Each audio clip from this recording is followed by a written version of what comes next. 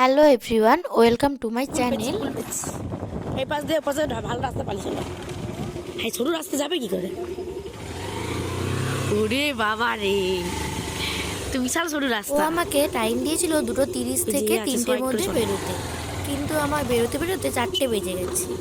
4টে বেজে যাওয়ার জন্য তাড়াতাড়ি করে আমাকে বেরিয়ে নিয়ে চলে এসেছে। তোমাদের আর রাস্তা আমি প্লেন ক্যামেরাটা অন করিনি, ভিডিও করা হয় না, রাস্তায় জ্যাম ছিল, তাই আমি এই দিকটাতে এসে একটু ভিডিও করছিলাম। যেন বরফ পড়ে, এমন ঠান্ডা পড়েছে বলো। এর মধ্যে অন্ধকার হয়ে গেল 5টা 4। সত্যি তো বরফ পড়তেছে আমাদের, সত্যি আমাদের ওখানে ঠান্ডা।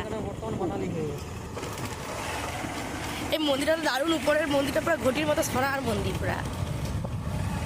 এটা হচ্ছে আমার শিখদের কি মন্দির বলে সেটা। আচ্ছা, উত্তরপ্রদেশ। উত্তরপ্রদেশ পৌঁছে গেলাম। মানালি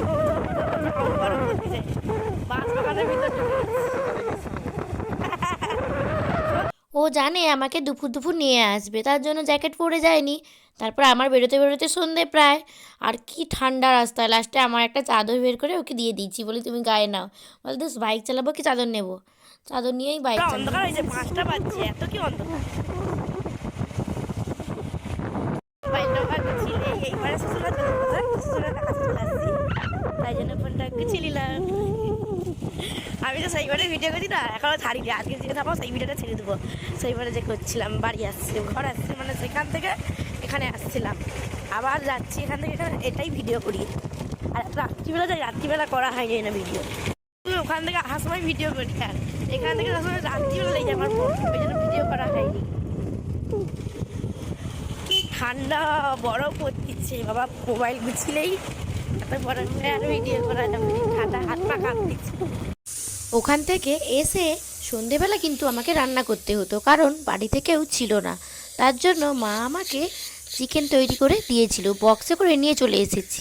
এসে চিকেনটা একটু গরম করে নিয়েছি গ্যাসে, আর ভাত একটু বসিয়ে দিয়েছি। ভাবছিলাম রুটি করবো, তারপর ও বলছে রুটি নয়, ভাত একটু বসিয়ে দে। প্রেসার কুকারে ভাত বসিয়ে দিয়েছি, ব্যাস, আর কিছু আমাকে করতে হয়নি। আমরা কিন্তু আগে চিকেন কিনতে গেলে মুরগির যে পাটা হয় না, ওই পাটা আমরা কখনো নিতাম না।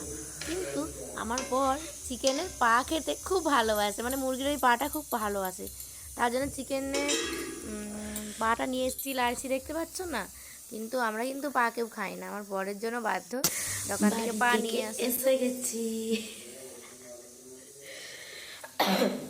বাড়ি থেকে এসে রান্না।